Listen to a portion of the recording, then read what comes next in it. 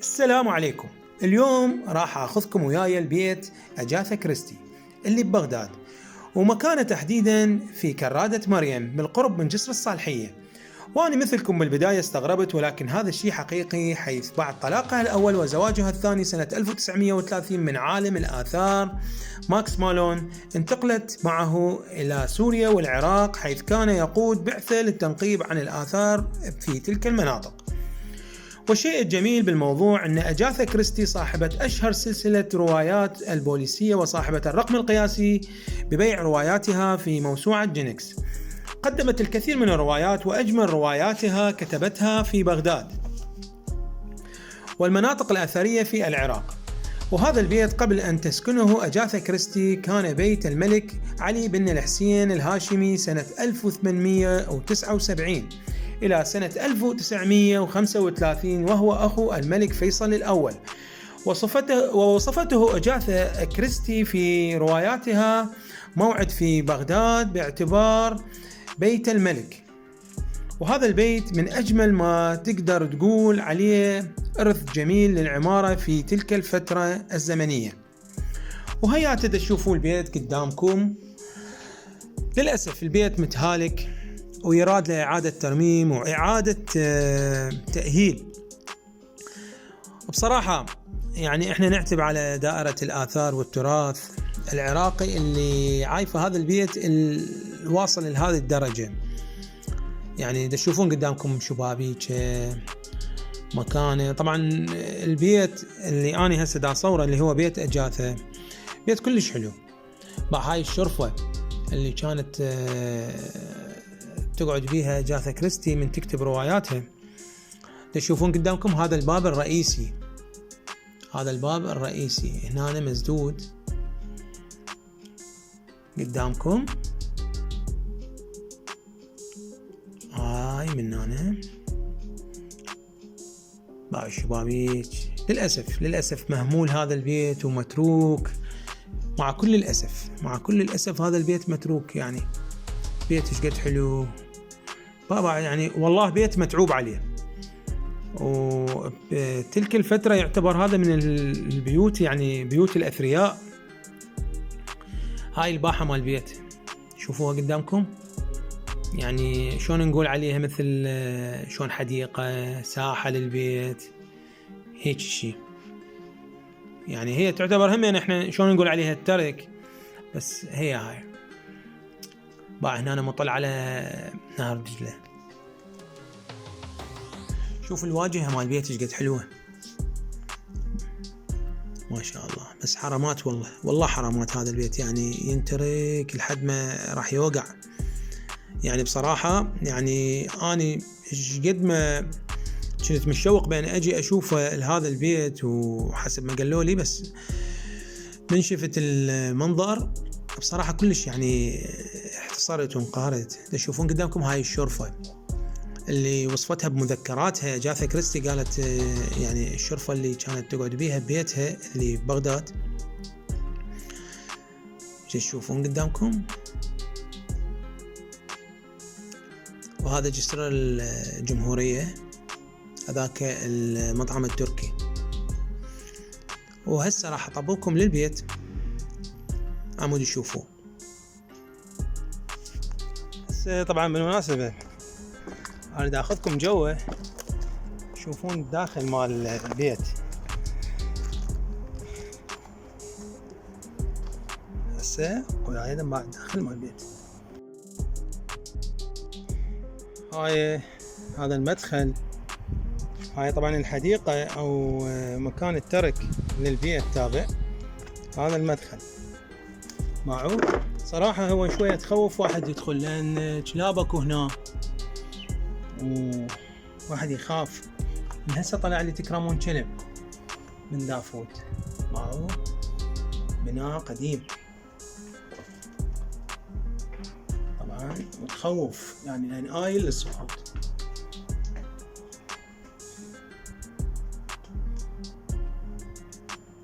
هذا الدرج او حمام. هذا الحمام بعد حمام مع البيت من جوا.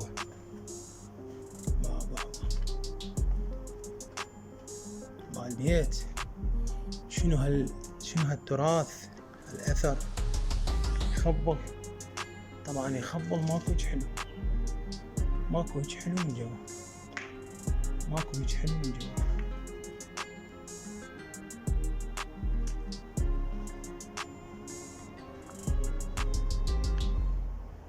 هاي عود حديقة بالنص، حطهم بيها زرع.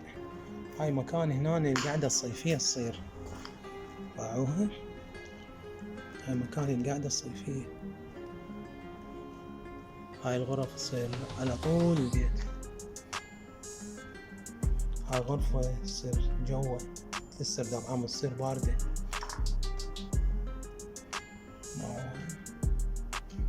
صراحة أخاف أدخل، يعني مكان متروك يخوف. مع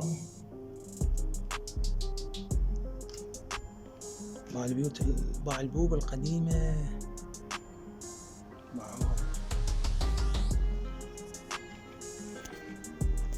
مكان حلو، بس بصراحة ما نقدر نصعد بيه لأن متهالك، يريد يوقع.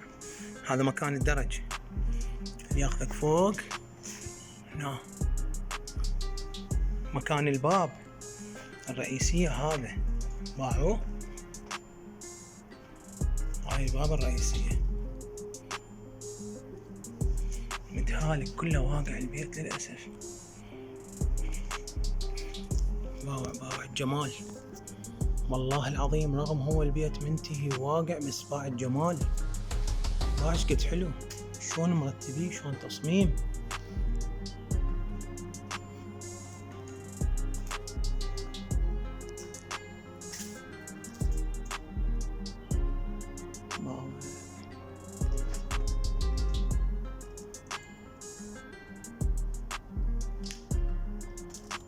شوف لكم بعد هذا الحمام.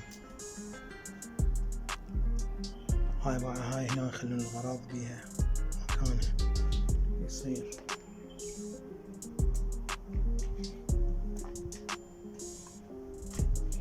ما اقدر بعد ادخل بيها، زايد المكان، مكان كلش واقع ومنتهي.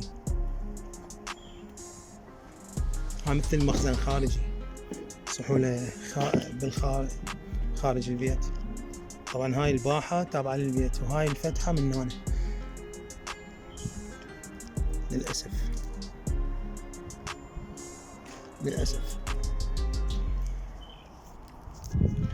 بيت مثل هذا يصير خرابة، متهالك ومكب للنفايات. والله تنقهر، والله تنقهر.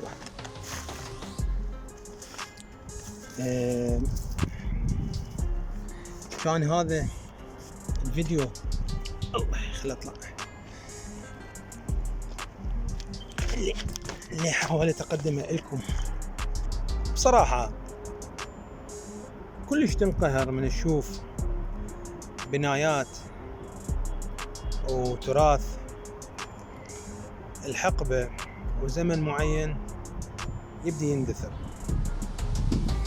طبعا للأسف ماكو اهتمام، ماكو رعاية هيجي أماكن. هذا بيت أجاثا كريستي. أشوفكم فيديو ثاني، وأتمنى هذا الفيديو عجبكم ونال استحسانكم.